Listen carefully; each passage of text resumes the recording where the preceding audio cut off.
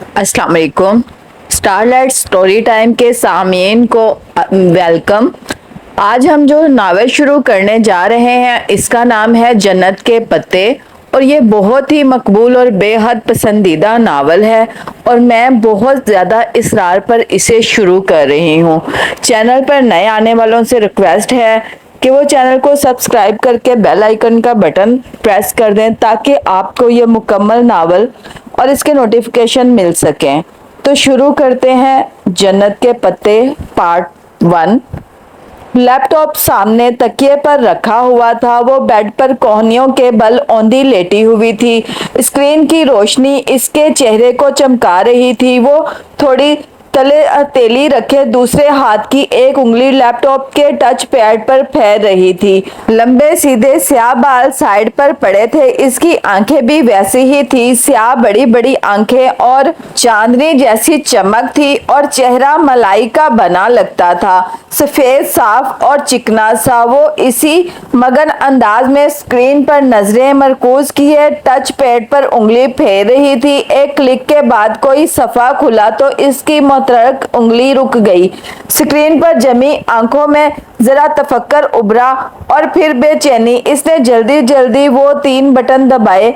Loading, अगले सफ़े के load होने के इंतज़ार करते हुए इसी इसराब इंतजार में इसने उंगली से चेहरे के दाएं तरफ से फिसलती लटे पीछे की। चंद सेकंड में सफ़ा लोड हो गया। वो बेचैन होकर चेहरा स्क्रीन के करीब लाई तो इसके बालों की चंद लटें फिसल कर फिर चेहरे के सामने आ गई। जैसे जैसे वो पढ़ती गई इसकी आंखें हैरत से फैलती गई, लब जरा से खुल गए और पूरा वजूद बेचैनी में डूब गया। ढेर सारे लम्हे लगे थे इसको खुद को यकीन दिलाने में जो वो पढ़ रही थी बिल्कुल सच है। और जैसे ही इसके जहन ने यकीन की धरती को छुआ वो एक झटके से उठ बैठी। इसका फोन साइड टेबल पर रखा था। इसने हाथ बढ़ाकर सेल उठाया और जल्दी जल्दी कोई नंबर डायल किया। रात की मुकद्दस खामोशी में बटनों की आवाज ने जरा अरताश पैदा किया। इसने फोन कान से लगाया, दूसरी तरफ बेल जा रही थी। हेलो ज़ारा, शायद राब्ता मिल गया था। तभी वो बेहद शौकी से चहकी, कैसी हो, सो तो नहीं गई थी? दूसरी तरफ इसकी दोस्त कुछ कह रही थी। वो लम्हे भर को सुनने के लिए रुकी और फिर हंस पड़ी। सारी बातें छोड़ो, मेरे पास जो बड़ी खबर है वो सुनो। इसने आदतन अपने बालों की लट को उंगली पर लपेटते हुए कहा। तुम यकीन नहीं करोगी, मैं जानती हूँ। अरे नहीं यार, दिलावर भाई की शादी के बारे में नहीं है। दूसरी तरफ ज़ारा ने कुछ कहा तो इसने फौरन तरदीद की। बल्कि तुम ऐसा करो, गैस करो मैं तुम्हें क्या बताने वाली हूँ। इसने एक हाथ से लैपटॉप साइड पर किया और तकिया निकालकर बेड की ऑन से टैग लगाकर कहा। फिर इसने टेक कर पाँव सीधे कर लिए। साथ साथ वो ज़ारा के अंदाजों की तरदीद भी किए जा रही थी। नहीं, बिल्कुल नहीं, ऐसा तो बिल्कुल भी नहीं। अरे मेरी शादी भी नहीं हो रही। जी नहीं, इरम की भी नहीं हो रही। सीरियसली ज़ारा, तुम्हारी सोच बस यही तक है? अब कान खोलकर सुनो। तुम वो आर्मड्यूस एक्सचेंज प्रोग्राम याद है जिसके लिए हमने अप्लाई किया था? Can you believe it Zara, European Union के मुझे स्कॉलरशिप के लिए सिलेक्ट किया है। दूसरी जानिब ज़ारा इतनी ज़ोर से चीखी कि मोबाइल का स्पीकर बंद होने के बावजूद भी इसकी चीख पूरे कमरे में गूंजी थी। बिल्कुल सच कह रही हूँ ज़ारा, अभी 15 मिनट पहले मुझे यूनिवर्सिटी की मेल मिली है। और साथ ही लैपटॉप का रुख अपनी तरफ मोड़कर दोबारा गौर से स्क्रीन को देखा जहां 15 मिनट पहले ही सिलेक्शन मेल आई है। तुम भी फौरन चेक करो, तुमने भी अप्लाई किया था, तुम्हें भी मेल आई होगी। वो फोन एक हाथ में पकड़कर दूसरे हाथ से लैपटॉप ऑफ कर रही थी। लैपटॉप की स्क्रीन पर अंधेरा हुआ तो इसने हाथ बढ़ाकर स्क्रीन को बंद किया और साइड टेबल पर रख दिया। मैंने संबांची को नेट पर देखा है, बहुत ही खूबसूरत यूनिवर्सिटी है। मगर वो थोड़ी देर को खामोश हो गई। दूसरी तरफ से इस्तफसार पर वो फिर से बोली थी, बस एक छोटा सा मसला है, हम अपनी फैमिलीज को इसके बारे में नहीं बताएंगे। धीमी आवाज में बोलते हुए इसने बंद दरवाजे को देखा। दरअसल सांजमी लड़कियों के हेड स्कार्फ पर पाबंदी है। उधर सर ढांपना मना है। घर वालों को बताकर मुतफक्कर करने के बजाय इस बात को गोल कर जाना। वैसे भी हम दोनों ही स्कार्फ नहीं लेती। इस पल खिड़की के बाहर कुछ खड़का सा हुआ था। वो चौंक कर देखने लगी। कद आदम खिड़कियों के आगे भारी पर्दे गिरे हुए थे, अलबत्ता पीछे जालियां खुली हुई थी। शायद इसका वहम था। वो सर झटक कर फोन की तरफ मुतवज्जा हो गई। अब्बा ने मुझे कभी स्कार्फ लेने या सर ढांपने पर मजबूर नहीं किया, थैंक गॉड। हाँ, इरम घर के बाहर स्कार्फ लेती है। इसके अबू ताया फुरकान कुछ सख्त है ना। फिर वो बेड से टेक लगाते हुए नीम दराज होकर बताने लगी, पर मिशन का तो कोई मसला नहीं है। अब्बा स्पेन जाने की इजाजत ना देते, मगर तुर्की में सबीन फुप्पो रहती हैं तो वो मान गए थे। वैसे भी उन्हें अपनी बेटी पर पूरा भरोसा है। फिर वो चंद लम्हे अपनी दोस्त की बातें सुनती रही। ज़ारा खामोश रही तो इसने फिर नफी में सर हिलाया। कल नहीं, दाऊद भाई की मेहंदी कल है, तुम आ रही हो ना? और हाँ, मैं और इरम लहंगा पहन रहे हैं। सारे कजन्स बहुत एक्साइटेड हैं। खानदान की पहली शादी है ना? ओके, अब तुम जाकर मेल चेक करो, मैं भी सोती हूँ, रात बहुत हो गई है। अलविदाई कलमात बोलने के बाद इसने फोन तकिया पर उछाल दिया, फिर बाहर जाने के लिए उठ खड़ी हुई। बाहर लाउंज खामोशी में डूबा हुआ था। हया ने आहिस्ते से अपने कमरे का दरवाजा बंद किया। नंगे पांव चलते लाउंज से किचन में आई। स्याह कमीज और खुले ट्राउजर में इसका कद और भी दराज लग रहा था। किचन में अंधेरा फैला हुआ था। वो दरवाजे पर रुकी और हाथ बढ़ाकर किचन की लाइट जलाई। सारी बत्तियां जल गईं। इसने आगे बढ़कर फ्रिज का दरवाजा खोला और पानी की बोतल निकालने को झुकी। झुकने से बाल फिसल कर सामने आ गए। हया ने नरमी से इनको पीछे हटाया और पानी की बोतल लेकर सीधी हुई। काउंटर पर रखे रैक से गिलास उठाया और पानी गिलास में उंडेलने लगी। तभी इसकी निगाह काउंटर पे रखी सफेद चीज पर पड़ी। वो जैसे चौंक उठी। बोतल वहीं रखकर आगे आई। वो सफेद अध खुले गुलाबों का बुके रखा था, साथ एक सफेद लिफाफा भी था।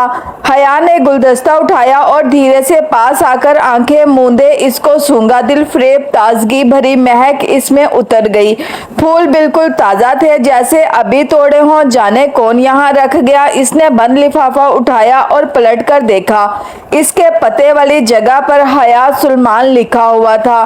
भेजने वाले का कोई पता नहीं लिखा था, बस कोरियर की टिकट लगी हुई थी और टिकट पर एक रोज कबल की तारीख लिखी हुई थी। इसको तो कभी किसी ने यूं फूल नहीं भेजे। ये क्या मामला था?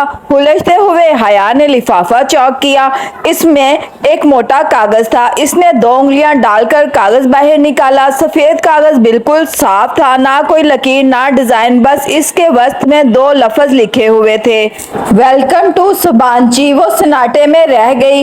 ये क्या मजाक था? भला खत भेजने वाले को क्या मालूम के सुबांची जा रही हूँ। खत पर तो एक रोज कबल की तारीख लिखी हुई थी, जबकि कबूलियत की मेल तो अभी 15 मिनट पहले मिली। तो फूल भेजने वाले को एक दिन पहले कैसे पता चल गया?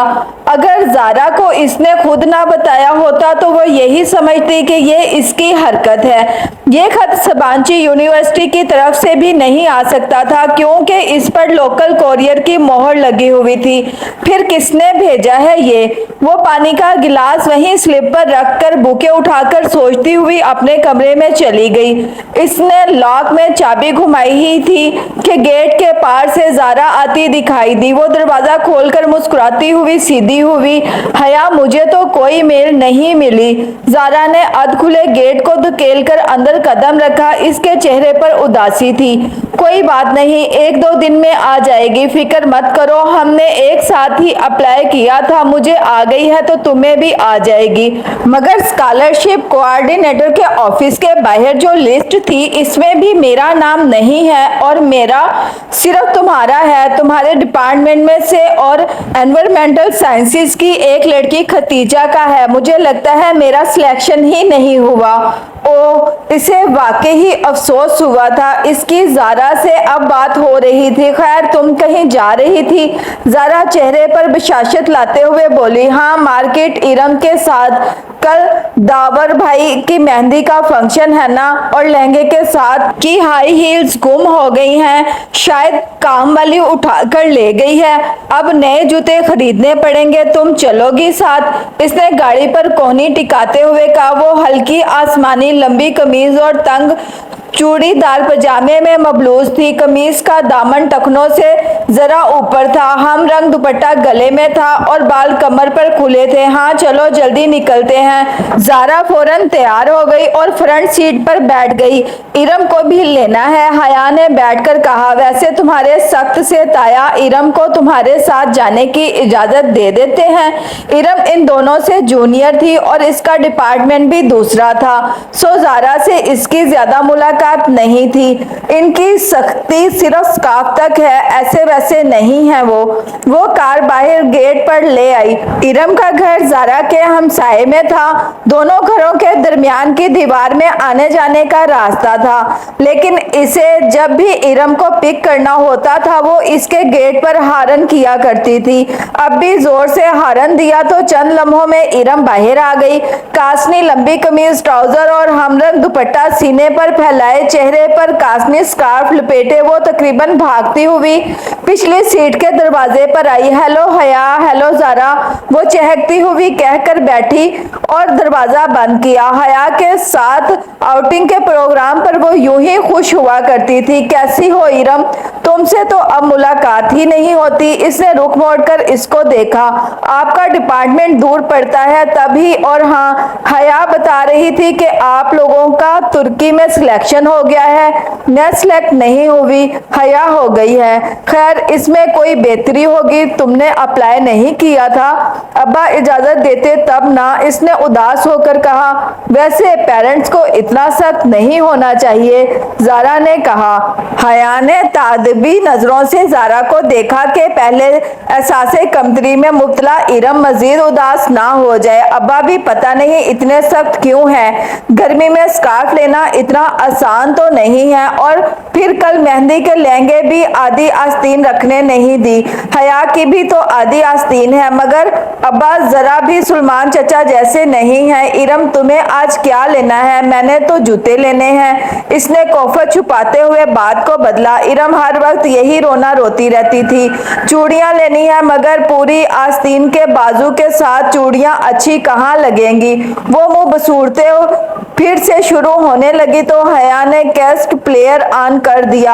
आतिफ असलम का गाना पूरी आवाज में गूंजने लगा तो इरम को चुप होना पड़ा। मार्केट पहुंचने के बाद इरम तो चूड़ियां ढूंढने निकल गई और वो दोनों मेट्रो आ गईं। ये गोल्डन वाला जो तीसरे नंबर पर रखा है वो दिखाएं। बहुत देर बाद एक ऊंची हील इसकी नजर में जची थी। ये वाला मैम। सेल्समैन ने जूता निकालकर इसके सामने किया। वो जमीन पर पंजों के बल बैठा था और वो दोनों काउच पर बैठी थी। पहना दूं मैम? बहुत मुअद्दब और शाइस्ता लहजे में सेल्समैन ने मुस्कुराकर पूछा। मेरे हाथ नहीं टूटे हुए, मैं खुद पहन सकती हूँ। जी श्योर, ये लीजिए। सेल्समैन ने मुस्कुराते हुए जूता इसकी तरफ बढ़ाया। इसने इसे यूं पकड़ रखा था कि पकड़ते वक्त हया की उंगलियां लाजमी इसके हाथ से मिस होती। सामने रख दो, मैं उठा लूंगी। इसके रूखे अंदाज पर सेल्समैन ने गुनगुनाते हुए जूता सामने रख दिया। फिर बिल की अदायगी के बाद काउंटर पर खड़े लड़के ने बकिया रकम इसकी तरफ बढ़ाई तो हया ने देखा कि पैसों के ऊपर 5 का सिक्का रखा हुआ है और लड़के ने सिक्का यूं पकड़ रखा था जैसे सेल्समैन ने जूता। शुक्रिया। हया ने नोटों को किनारे से पकड़कर खींचा तो सिक्का लड़के के हाथ में ही रह गया। मैम, आपका सिक्का।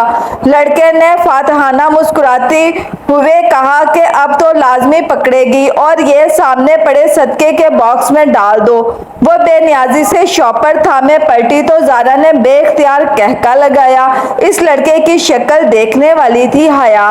दिल कर रहा था इसकी शक्ल पर शॉप में पड़े सारे जूते मार दूं। पता नहीं हमारी जहनियत कब बदलेगी। यूं घूरते हैं जैसे पहली बार कोई लड़की देखी हो। वो तनफट से नाक सुकेटती गुस्से से सीढ़ियां उतर रही थी। जब करीब ही से आवाज आई तो इतना तुरंत सबर के बाहर निकला, मत करो बीबी। वो चौंक कर आखिरी सीढ़ी पर रुक गई। एक ममर खातून थी, बड़ी सी चादर लिपटी हुई, नागवारी बहरी निगाह इस पर डालकर ऊपर जीने पर चढ़ गई। एक तो लोगों को राह चलते तबलीग का शौक होता है, ज़ारा इसको कोहनी से थामे हुए वहां से ले आई। तभी इरम सामने से आती दिखाई दी। इसका सीने पर फैला दुपट्टा अब सिमट कर गले में जा चुका था। इसने कोई खास शॉपिंग नहीं की थी, शायद वो इसके साथ सिर्फ आउटिंग के लिए ही आई थी। मेट्रो से वो स्कोप चली आई ताकि कुछ खा पी लें। रात की दावत तो ताया फरकान की तरफ थी, जो वो बेटे की शादी के लिए आए हुए लोगों को दे रहे थे। मेरे लिए पाइनएप्पल मंगवाना, मैं जरा बेकरी से कुछ ले आऊं। इरम झपट कर बाहर को लपकी। हया ने गहरी सांस लेते हुए अपनी साइड का शीशा नीचे किया। सर्द हवा का थप्पड़ अंदर आया, मगर इतनी सर्दी में स्लैश पीने का अपना ही मजा होता है। वो पार्किंग लॉट में मौजूद थी और ठंडी हवा ने सबको घेरा हुआ था। इरम खासी कम्प्लेक्स्ड लगती है ना? इरम दूर हो गई तो ज़ारा इसकी तरफ मुड़ी। और तुम इस कम्प्लेक्स को हवा दे रही हो? वो उल्टा इसी पर खफा हुई। ताया फुरकान सिर्फ स्कार्फ की सख्ती करते हैं, वो बस इस बात पर खुद तरसी का शिकार है और तुम भी इसका साथ दे रही हो। मैंने कहा कि बेचारी नहीं है वो बेचारी, अब इसको भी यही समझना है। ख्वाम खा की खुद तरसी से निकल आए। वेटर हाथ में कार्ड पकड़े हया की तरफ आ चुका था। तुम्हें याद है ज़ारा, जब पिछले साल यूनिवर्सिटी वालों ने हमें तुर्की के ट्रिप की आस दिलाई थी और आखिर में आकर सारा प्रोग्राम कैंसिल कर दिया था? ऑर्डर करके शीशा ऊपर चढ़ाकर वो याद करने लगी। मैं तो इतनी मायूस हो गई थी, सोचा भी ना था कि कभी जा सकूंगी। इसकी आवाज में इस झरने की खुशी डर आई थी। ज़ारा और वो LLB के 5वें साल में थी। इनका 7वां सेमेस्टर का दरमियान था जब यूरोपियन यूनियन के स्कॉलरशिप का ऐलान हुआ, जिसके तहत यूरोपीय और एशियाई यूनिवर्सिटी के स्टूडेंट्स का तबादला होगा। जब दरख्वास्त देने की बारी आई तो इसको तुर्की की सबांची यूनिवर्सिटी का फॉर्म सबसे आसान लगा। फिर एक हिस्पानवी यूनिवर्सिटी में भी साथ ही अप्लाई किया। बिल आखिर सबांची ने इसका इंतखाब कर लिया। 7वां सेमेस्टर पूरा करके इसको 5 माह के लिए तुर्की जाना था, जहां इसके मज़ामीन तो ना थे कि तुर्की का कानून पाकिस्तान के कानून से मुख्तलिफ था। 5 माह के लिए वो अपनी मर्जी से कोई भी मजमून पढ़ सकती थी। फिर पाकिस्तान वापस आकर 8वां सेमेस्टर शुरू करना था। कितना मजा आए हया, कोई रोमांटिक सा हैंडसम सा हम सफर तुम्हें मिल जाए तो तुम्हारा सफर कितना खूबसूरत हो जाए। हम सफर कोई नहीं मिलने वाला। पाकिस्तान से हम सिर्फ 2 लड़कियां सबांची जा रही हैं और फिर हम ठहरी वुमेन यूनिवर्सिटी में पढ़ने वालियां। वो खतीजा राना जो तुम्हारे साथ जा रही है, इससे कोई बात हुई? वेटर ने शीशा बजाया। हया ने शीशा नीचे किया। नहीं, खतीजा राना को तो मैं जानती भी नहीं हूँ। इसने स्लैश के गिलास पकड़े, ज़ारा का इसको थमाया, इरम का डैशबोर्ड पर रखा। बेध्यानी में वो शीशा बंद करना भूल गई। इसके इल्म में ना रहा। दफ्तर ज़ारा का मोबाइल बजा। ज़ारा ने सिप लेते हुए मोबाइल कान से लगाया। हेलो अम्मा जी, क्या हुआ? आवाज खराब है, 1 मिनट। ज़ारा के फोन पर सिग्नल ठीक नहीं आ रहे थे। वो स्लैश का गिलास हाथ में पकड़े बाहर निकल गई। हया अपने गिलास से छोटे छोटे सिप लेते हुए विंड स्क्रीन से बाहर ज़ारा को देखने लगी। अब वो दूर दरख्त के पास खड़ी बात कर रही थी। हेलो माई ब्यूटी, कोई एकदम से इसके बिल्कुल करीब आकर बोला था। वो डरकर उछली। जरा सा जूस भी कपड़ों पर गिरा। खुली खिड़की पर एक खूबसूरत औरत झुकी हुई थी। मेकअप से भरा चेहरा, आई शेडो से चमकती आंखें, भड़कती हुई सुर्खी बालों का जूड़ा और चमचम करते कपड़े। वो औरत नहीं थी मगर मर्द भी नहीं था। डरो नहीं सोनियो, मैं तुम्हारी दोस्त हूँ। डोली कहते हैं मुझे।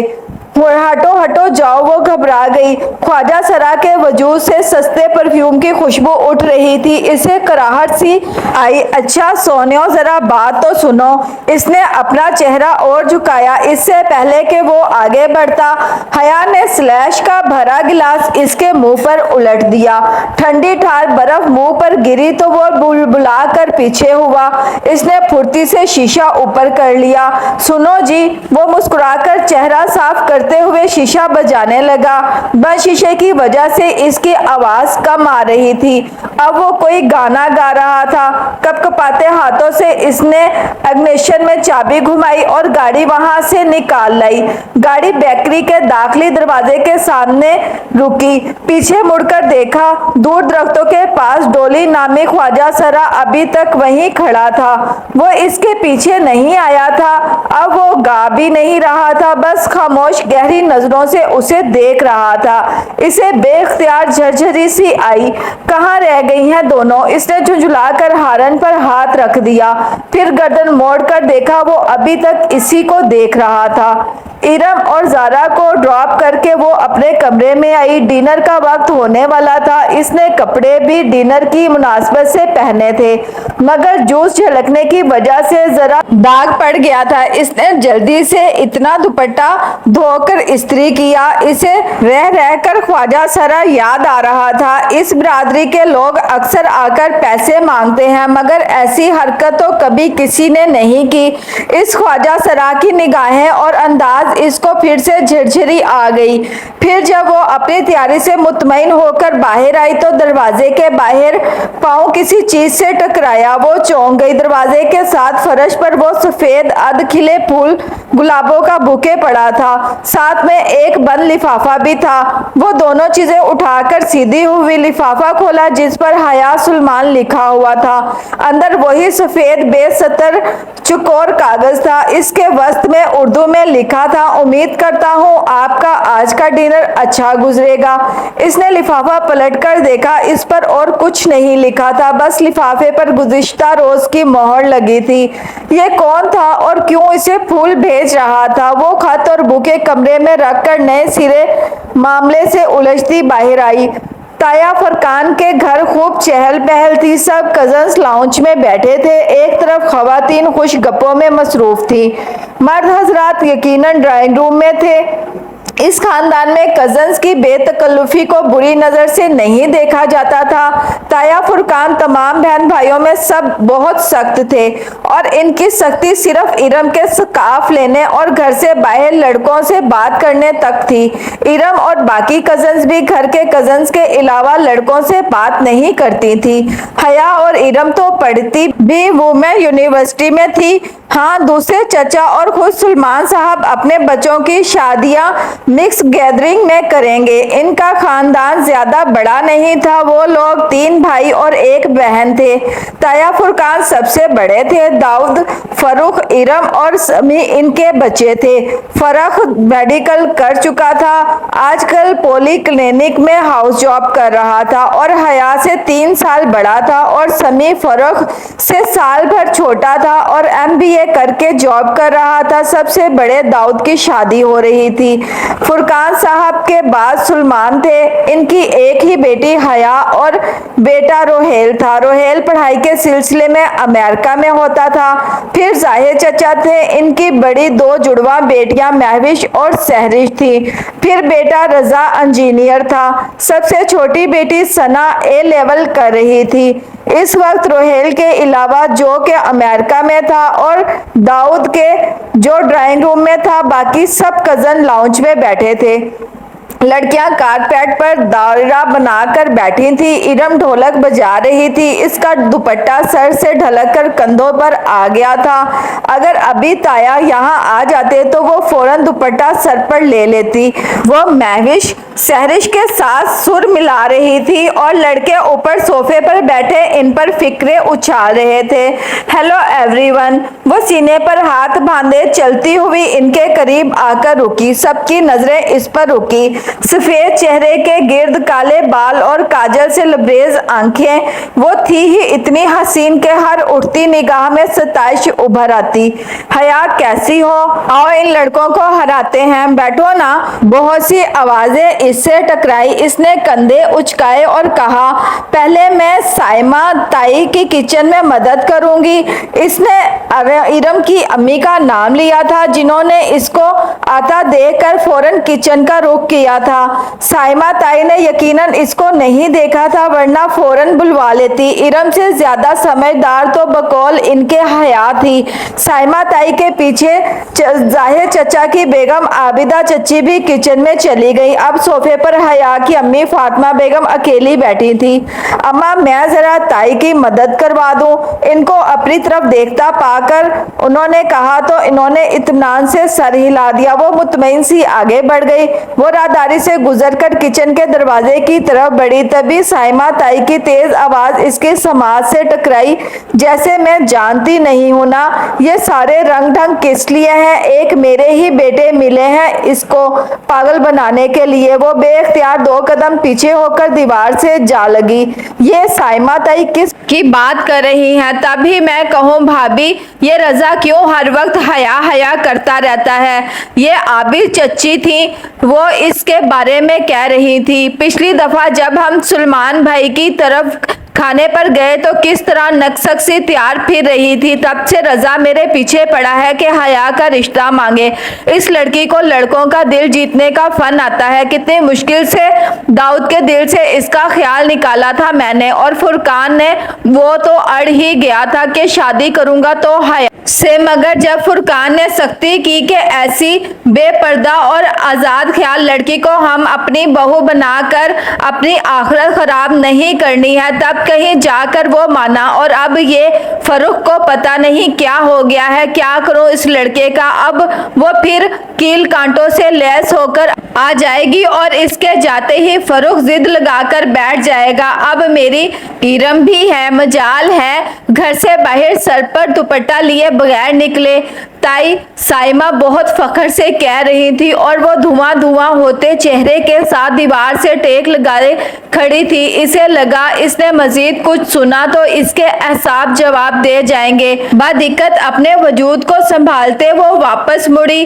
किसी बात पर हंसते हुए फरूख की निगाह इस पर पड़ी तो इसको राहदारी से आता देखकर इसकी हंसी रुक गई। वो मुस्कुराया। बहुत मुनासिब सी शक्ल व सूरत का था फरूख, और टफ रूटीन की वजह से इसका रंग मजीद सांवला हो गया था। मगर मसला इसकी वाजिबी सूरत और हया की बेपर्दगी का नहीं था।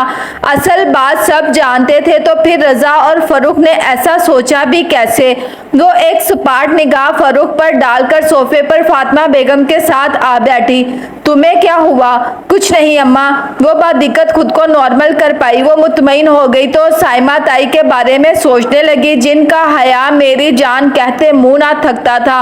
और फुरकान ताया की तो वो बड़ी बेटी थी, मगर इनके दिल में ऐसे ख्यालात थे वो गुमान भी नहीं कर सकती थी। और वो फूल वो भी फरूख या रजा ने भेजे थे। मगर जब पहली बार इसको फूल आए थे तो फरूख शहर से बाहर था और रजा तो इस्लामाबाद में ही था। मगर इनमें से किसी को इसकी सुबांची सिलेक्शन का नहीं पता था। शायद जब वो जारा को फोन पर बता रही थी तब खिड़की के बाहर कुछ खड़का था। वो जो कोई भी था, इसने खिड़की के बाहर से सारी बात सुन ली थी और इसने फूलों के साथ खत लिखकर रख दिया होगा। मगर कोरियर पर तो 1 दिन पहले की मोहर लगी हुई थी। शायद इसने कोई जाली मोहर इस्तेमाल की होगी। मगर इस तरह के झमेलों में फरूख और रजा जैसे जॉब वाले मसरूफ बंदे क्यों पड़ेंगे भला? इसका दिल कह रहा था कि फूल भेजने वाला कोई और ही है।